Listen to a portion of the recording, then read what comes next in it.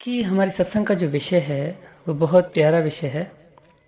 उस विषय में हम ये क्लियर करेंगे कि एक किसी गुरु से, किसी संत से, किसी स्त्री ने पूछा कि गुरुजी क्या मुझे परमात्मा को प्राप्त करना है, किसी गुरु को प्राप्त करना चाहिए या सिर्फ और सिर्फ जो मेरे पति हैं उसको ही परमात्मा समझना चाहिए।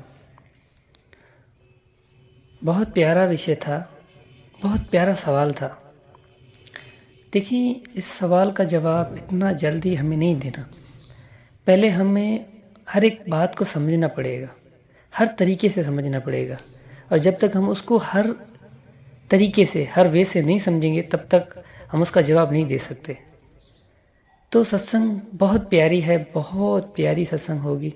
इसीलिए मैं कहता हूँ कि सत्संग को पूरी सुनिएगा, और जब तक आप पूरी सत्संग नहीं सुनेंगे तब तक आपको बात समझ में नहीं आएगी कि कहने वाला कहना क्या चाहता है। तो प्रथम हम बंदगी करते हैं। बंदगी मेरे सदगुरु कबीर साहिब को बंदगी, बंदगी धनी धर्मदास साहिब को बंदगी, बंदगी गुरु नानक देव साहिब, गुरु अंगद देव साहिब, गुरु भीखा साहिब, मलुकदास साहिब, गरीबदास साहिब, रविदास साहिब, अचलू राम साहिब, दादूदास साहिब, बनाना साहिब, रोयल साहिब, मेरे सतगुरु विशनदास, सतगुरु प्रागदास, सतगुरु गिरदाई दास साहिब को बंदगी, सर्वे संतों को बंदगी, सकल हंस को बंदगी, साहिब बंदगी, सतनाम। तो विषय था कि इस संसार में किसी स्त्री को गुरु करना चाहिए या नहीं। क्या अपने पति को ही परमात्मा मानना चाहिए? प्रथम तो हमने स्त्री को समझना है कि स्त्री का रहस्य क्या है और परमात्मा का रहस्य क्या है। हम इस बात को ही नहीं समझ रहे। एक बहुत बड़ी सूफी है, बहुत प्यारी सूफी, जो भजन करती है। मुझे ये पता नहीं कि वो भजन किसका है, लेकिन उसकी कुछ पंखुड़ियाँ हैं, कुछ उसकी अल्फाज है, कुछ शब्द हैं, वो मैं आपको बताता हूँ। उसमें कहते हैं, पति बिरमा पति विष्णु पति हा रूप ईश्वर जो, पति जे प्रेम के समझणता है नार के गुरजे। पति बिरमा है, पति ही विष्णु है, पति है रूप ईश्वर का, यानी परमात्मा का जो स्वरूप है वो पति है। पति जे प्रेम के समझणता है नार के, पति जे प्रेम के समझण, यानी उसके प्रेम को जानना एक स्त्री का कर्तव्य है। अब क्या स्त्री इस संसारी पति भी दो प्रकार के, स्त्रियां भी दो प्रकार की हैं। हम स्त्री को किस नज़र से देख रहे हैं? एक नज़र हो गया शरीर का नज़र। हम शारीरिक रूप में जिस स्त्री को देख रहे हैं कि परमात्मा ने उसका स्थूल शरीर इस तरीके से बनाया है, ठीक है। और दूसरा आत्मिक अनुभवी स्त्री, जिसे स्त्री कहा गया है हकीकत में, वो। अब दोनों में बड़ा अंतर है। इसी प्रकार एक पति जो संसारी पति है, किसी स्त्री का किसी भी पुरुष से शादी हो जाती है तो हम बोलते हैं कि ये उसका पति है। लेकिन एक और पति है जो मैंने बताया, दूसरा पति है, उसे हम परमात्मा बोलते हैं। यानी स्त्री यानी आत्मा और पति यानी परमात्मा। तो स्त्री को यानी आत्मा को परमात्मा से प्रेम करना है।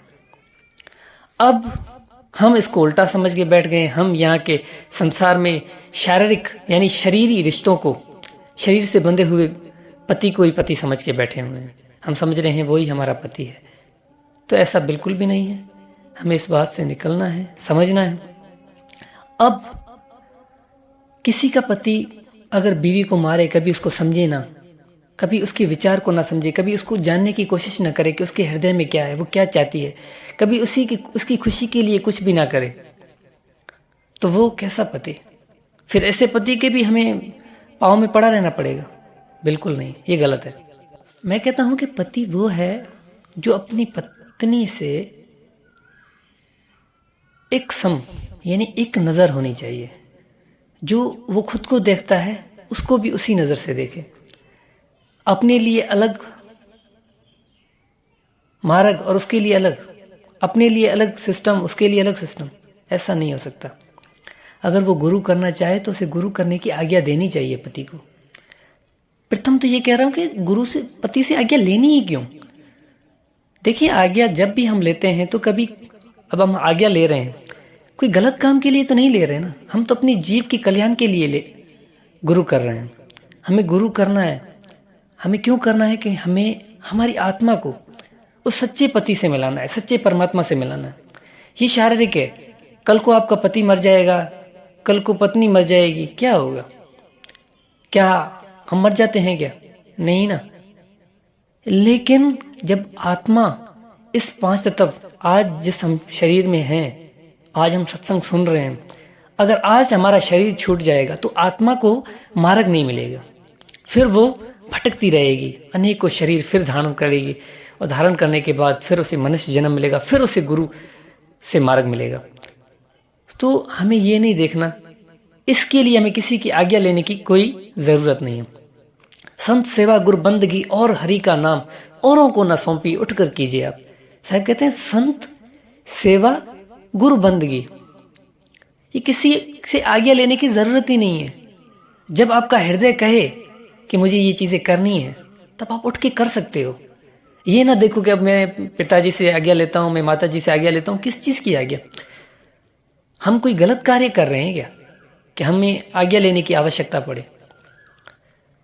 मैं ये नहीं कहता कि आज्ञा नहीं लेनी चाहिए, लेकिन माता पिता को भी समझना है, पति को भी समझना है कि मेरी स्त्री किस मार्ग पे चल रही है, और जो मार्ग पे चल रही है वो मार्ग उसके लिए सही है या नहीं। मैं ये कहता हूँ कि अपना अनुभव अपनी स्त्री से, अपने बच्चों से कहें, लेकिन उन पे थोपे नहीं। उनको ये नहीं कहें कि मेरे बताए हुए मार्ग पे ही चलो। आप अपना मार्ग बता दो, लेकिन उसे ये नहीं कहो कि ये जो मैं मार्ग बता रहा हूँ इस पे ही चलना है आपको, ये गलत है। फिर वो बच्चा, उसकी तो जीवन, उसकी तो जो जीवात्मा, उसका तो मृत्यु कर दी ना आपने, उसमें तो कोई सार ही नहीं बचा, वो तो असार ही जिएगा इस संसार में। तो ऐसा बिल्कुल ही नहीं करना चाहिए। प्रथम पति से आज्ञा लेनी चाहिए, लेकिन देखिए पति आज्ञा नहीं दे रहा है, फिर भी आपको गुरु करना है। पति को समझाना है, उसको कहना है कि मैं गुरु क्यों कर रही हूं। तो ऐसे, मैं ये नहीं कहता कि ऐसे पति को छोड़ देना चाहिए। आप सब समझते हो, एक स्त्री और एक पुरुष को सब पता होता है, अपने जो एक दूसरे के साथ सारा जीवन बिताते हैं उन्हें सब पता होता है कि हमें एक जितना एक दूसरे को जानते हैं ना, इतना हम नहीं जान सकते। हमें क्या पता कि उन दोनों के बीच में क्या क्या है। एक पत्नी अपने पति को मना सकती है कैसे भी। पति को मनाना उनकी एक चुटकी बजाने का काम है, इतना उनको जो है ना आसान लगता है पति को मनाना किसी भी चीज़ के लिए। अगर नहीं मना पा रही तो या तो पति में फेर है, या तो स्त्री अपने गुण नहीं जानती कि मैं स्त्री हूँ। और जिस स्त्री को स्त्रीण गुण के बारे में पता है वो तो कैसे भी अपने पति को मना सकती है। ऐसी कोई स्त्री नहीं है जो अपने पति को नहीं मना पाए। तो इस बात से हमें आगे बढ़ना है, हमें बंधन में नहीं पड़ना, हमें सत्य को जानना है। और सत्य को जानने के लिए हमें अगर किसी को भी त्यागना पड़े तो हमें त्यागना पड़ेगा। अब त्यागने का अर्थ ये नहीं है कि आप उसे छोड़ दें, त्यागने का अर्थ है कि आप उसे जान जाएं कि क्या मैं अपना जीवन के बारे में क्या बताऊं। छोड़ दें अभी नहीं, आगे चल के बताएंगे। लेकिन मैं इतना सार बताता हूं कि मेरे जीवन में भी मैंने सब कुछ जाना, और जानते जानते उस सत्य के लिए कदम बढ़ाए। ऐसे जल्दी में हम उस सत्य तक नहीं पहुंच सकते। उस सत्य तक पहुंचने के लिए हमें सब कुछ जानना पड़ेगा, माता को, पिता को, भाई को, बंधुओं को, सबको जानना है कि आपके अपने हैं कौन। और जब हम सबको जान जाएंगे और जब हम आगे बढ़ते जाएंगे, गीता में श्री कृष्ण भगवान अर्जुन से यही कहता है कि जब परमात्मा, जब किसको अपना करना होता है, जिसको अपना करना होता है तो वो उससे उसकी प्यारी प्यारी चीजें छीनता जाता है। जब उससे प्यारी प्यारी चीजें का अर्थ है कि जो जिसमें उसका मोह फंसा हुआ है, जिसमें वो लग रहा है कि ये मेरी है, ये मेरी है, मेरी, वो सारी उससे छूटती जाती है। और जब जिससे ये सारी चीजें छूटती हैं तब वो सत्य को प्राप्त करता है। तो हमें त्यागना नहीं है, हमें छोड़ना नहीं है, लेकिन जानना तो है। साहब कहते हैं माता की कैसी प्रीत जो खाली दूध पिलाए, भाई की कैसी प्रीत जो दुख में वरना खाए, बहन की कैसी प्रीत जो पराया घर बसाए, साची प्रीत हमारे सदगुरु री जो हमारे जन्म मरण का बंधन कटाए। सच्ची प्रीत सच्चा प्रेम तो सदगुरु का ही है जो हमारा जन्म मरण का बंधन कटाता है। और हम ये सोचें कि मेरा पति मुझे मना कर रहा है कि मुझे गुरु नहीं करना है, तो हम उस पति की आज्ञा के लिए हम गुरु नहीं कर रहे, तो भाई आपका बंधन कैसे कटेगा? यानी अभी भी आप बंधन में पड़े हो, अभी भी आप पति माता पिता सबके बंधन में हो।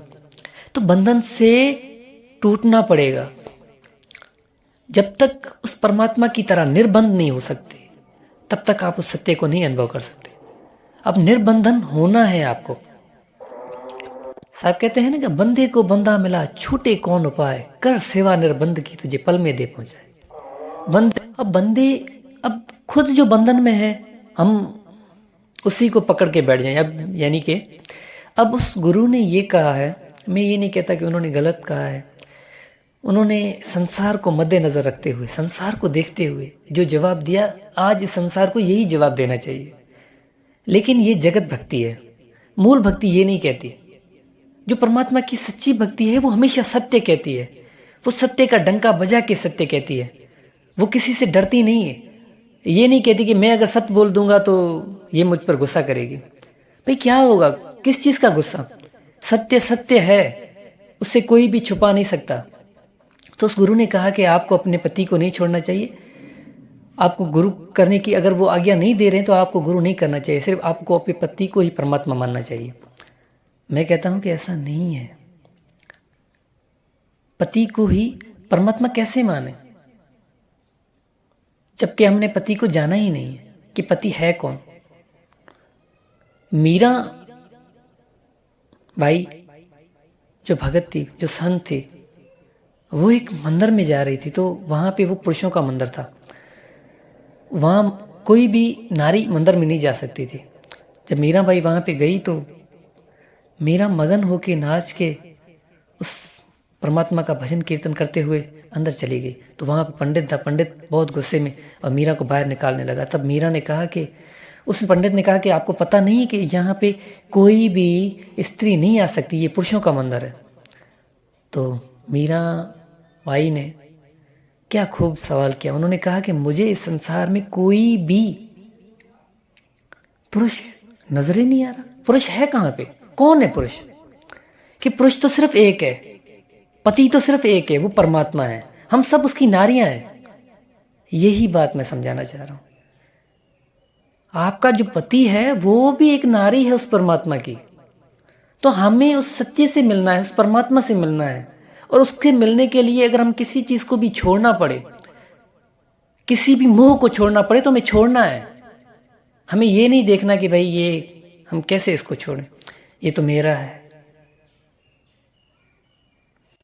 तो जब तक हम जागृत नहीं होंगे ना, जब तक हम सत्य को प्राप्त करने के लिए हमारे हृदय में लगन नहीं होगी ना, तब तक हम ऐसे ही बंधनों में फंसे हुए रहेंगे।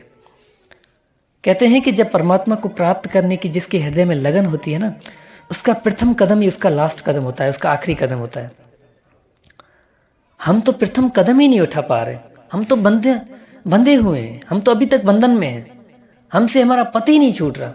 अब पति को क्या छोड़ना है? पति को छोड़ना नहीं है, पति को पति करके रखना है, करके सारे कार्य करने हैं, पति को इतने प्रेम देना है, लेकिन जागृता से।